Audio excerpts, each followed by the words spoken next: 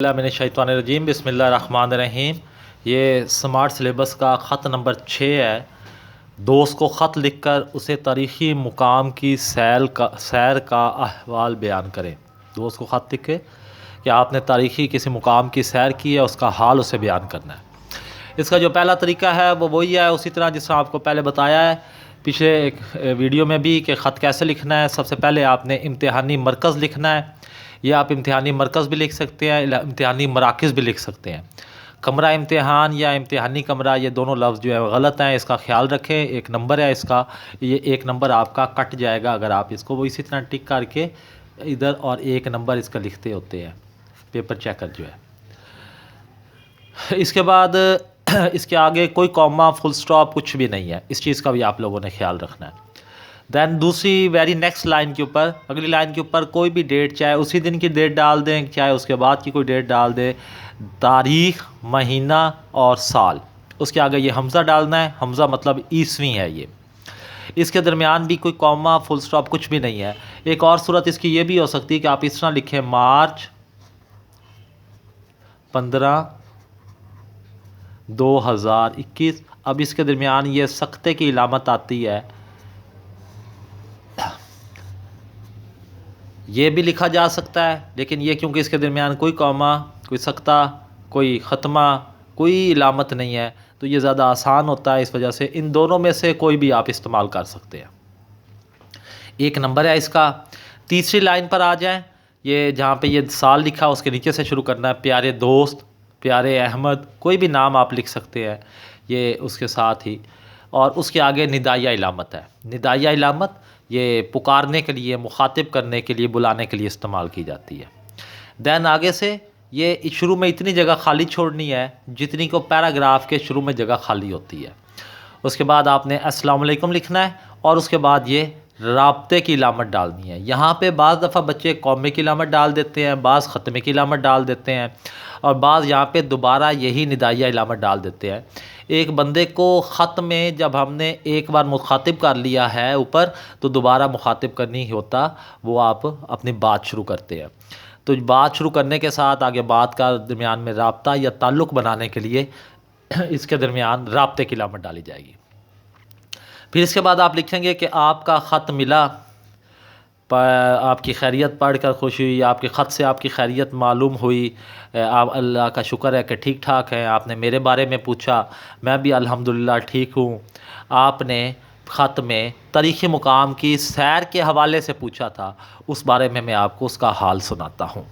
ये 3-4 लाइनें सिर्फ होंगी जो आपने पहले पैराग्राफ में लिखनी है। दोबारा सुन लें। पहले आपका ख़त मिला, आपका हाल मालूम हुआ, या आपके ख़त से आपकी खैरियत मालूम हुई कि आप अल्लाह का शुक्र है कि ठीक हैं। आपने मेरा हाल पूछा, मैं भी अल्लाह का अल्हम्दुलिल्लाह बिल्कुल ठीक ठाक हूँ। आपने इसी ख़त में मुझसे या इसके अलावा आपने मुझसे पूछा है कि तारीख़ी मुकाम की जो सैर की थी मैं उसका हाल आपको सुनाऊँ या तारीख़ी मुकाम की सैर के बारे में बताऊँ, तो वो हाल इस तरह है। दैन आप दूसरा पैराग्राफ आपका शुरू हो जाएगा। इस पैराग्राफ के शुरू में भी आपने उसी तरह जगह खाली छोड़नी है जितनी पैराग्राफ के शुरू में जगह खाली छोड़ी जाती है। और ये छोड़ा करें क्योंकि पेपर चेकर को बाद दफ़ा लाइन में समझ नहीं आती बच्चे ने नया पैराग्राफ शुरू किया है या उसी पैराग्राफ को पिछले वाले को कंटिन्यू किया हुआ है। यहाँ पे आपने बताना है कि आप उस तारीख़ी मुकाम पे कब गए हैं, कहाँ गए हैं, वो कौन सी जगह है, किसके साथ गए हैं, ये सारी बातें आपने इसके अंदर बतानी है। 3 सूरतें हैं, ये मैंने सिर्फ इसलिए लिख दिया है कि आप घर वालों के साथ गए हैं, फैमिली के साथ यानी दोस्तों के साथ गए हैं, या कॉलेज या स्कूल की तरफ से गए हैं। अब अगर घर वालों की तरफ से गए हैं तो बता देंगे कि मैं घर वालों के, हम तमाम घर वाले फ़लाँ तारीख़ को कहाँ गए, शाही किले या शाही मस्जिद की सैर के लिए गए।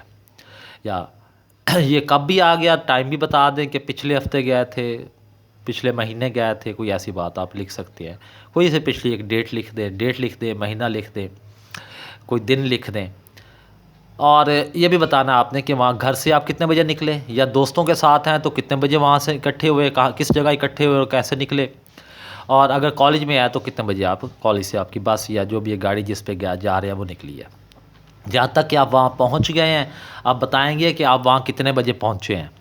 आपने टाइम बताना है पहुँचने का। पहुँचने के बाद आपने बताना है कि आपकी वहाँ पे चेकिंग हुई गेट पे, या टिकट है, या जो भी आप वहाँ से अंदर दाखिल हो गए। اندر داخل ہونے کے بعد یہ آپ کی 4-5 لائنیں بنیں گی جو کہ آپ نے دوسرا پیراگراف ہے آپ کا۔ اس کے بعد تیسرے پیراگراف پہ آ جائیں آپ۔ سب سے پہلے کہ ہم اقبال پارک میں داخل ہوئے، وہاں سے ہم سب سے پہلے بادشاہی مسجد میں گئے۔ بادشاہی مسجد کے جو مین دروازہ ہے اس کو کراس کرتے ساتھ ہی، گزرتے ساتھ ہی، وہ جو اس کے اوپر ہے وہ ایک لائبریری اور ایک میوزیم بنا ہوا ہے۔ ہم نے سب سے پہلے وہ لائبریری اور میوزیم کو دیکھا وضو کرنے کے بعد، تو اس کے اندر ہمیں تمام نوادرات نظر آئے، وہ پرانے زمانے کی کچھ تبرکات اور چیزیں پڑی تھی، ہم نے اس کی زیارت کی۔ اس کے علاوہ لائبریری کے اندر بہت اہم قیمتی کتابیں تھیں، لیکن لگتا تھا کہ اسے کوئی پڑھتا نہیں ہے، استعمال نہیں کرتا ہے۔ پھر اس کے بعد ہم نے ایک طویل بڑا سا صحن ہے، اس صحن سے گزر کے ہم اصل مسجد کی عمارت میں داخل ہوئے۔ اس صحن کے بارے میں یہ کہا جاتا ہے کہ کم از کم وہاں پہ 70-80 ہزار آدمی نماز بیک وقت پڑھ سکتا ہے۔ پھر آپ نے مسجد کے اندر کا بتانا ہے کہ مسجد کے اندر جو ہے وہ سارا سنگ مرمر کا کام ہوا ہے، دیواروں پہ نقش و نگار بنے ہوئے ہیں، اوپر 3 گنبد ہیں، اس کے جو پلرز ہیں وہ لگے ہوئے ہیں، بہت خوبصورت ڈیزائن بنے ہوئے ہیں۔ پھر اس کے بعد آپ مختصراً یہ بیان کرتے ہیں ہم باہر نکلے، اس کے احاطے میں علامہ اقبال کا مقبرہ ہے، ہم علامہ اقبال کے مقبرے میں گئے، اس کی قبر پہ ہم نے کیا کیا، فاتح خوانی کی، اور اس کے جو مقبرے کے ارد گرد کی دیواروں پہ اس کے شعر لکھے ہوئے تھے علامہ اقبال کے، ہم نے ان شعروں کو پڑھا۔ یہ وہ ہستی ہے جس نے پاکستان کا تصور پیش کیا، جسے مفکر پاکستان کہتے ہیں، شاعر مشرق کہتے ہیں۔ اس کے بعد ہم شاہی قلعے کی طرف بڑھے، جہاں تک آپ کا یہ پیراگراف 8-10 لائنوں میں یہ مکمل ہو جانا چاہیے۔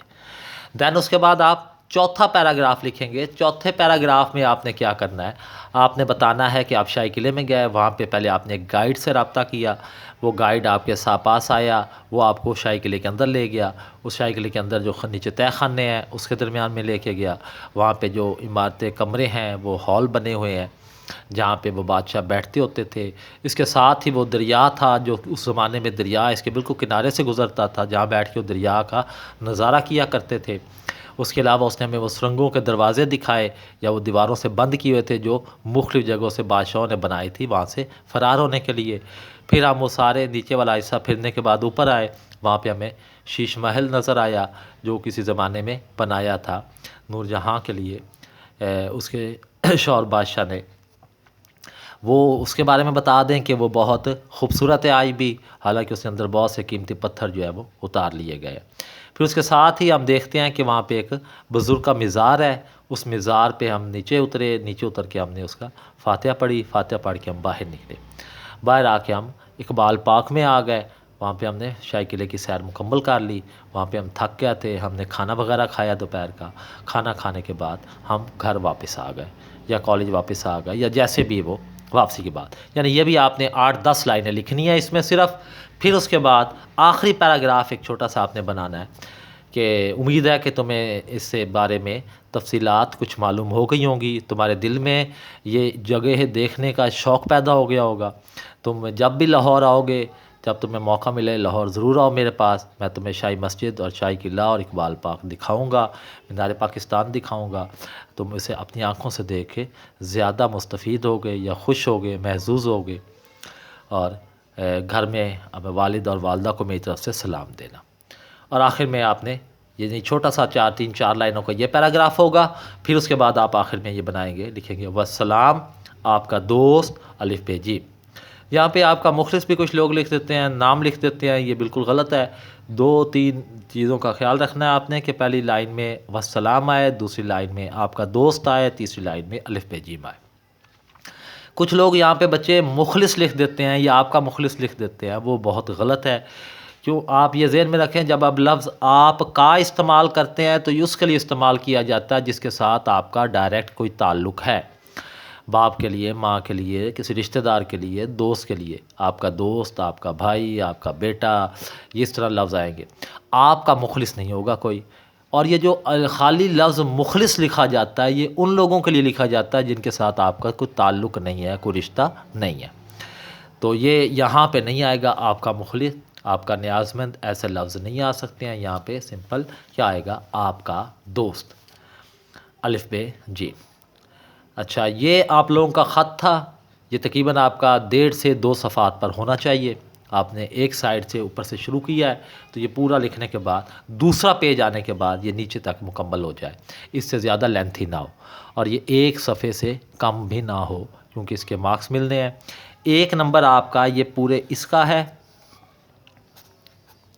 یہ کاؤنٹ کریں، 1 نمبر آپ کا اس لائن کا ہے پیارے دوست کا، 1 نمبر آپ کا السلام علیکم کا ہے، 1 2 3 4 اور 1 نمبر یہ 5 نمبر اس کے پیٹرن کے ہیں، 5 نمبر آپ کے اس طرح لکھے ہوئے کے ہیں۔ اگر آپ اس ترتیب سے لکھتے ہیں تو آپ کو 5 میں سے 4 نمبر وہ آرام سے دے دے گا، یوں آپ کے ٹوٹل یہ جو ہیں نمبر بن جائیں گے 9 نمبر بن جائیں گے 10 میں سے، اور اتنے ہی نمبر آتے ہوتے ہیں پیپر میں۔ تو یہ اس طرح خیال رکھیے گا، میں نے اس درمیان میں بول دیا ہے، جس بچے نے جو جو لکھنا ہے وہ اس میں سے پوائنٹ نوٹ کر لے۔ اللہ حافظ۔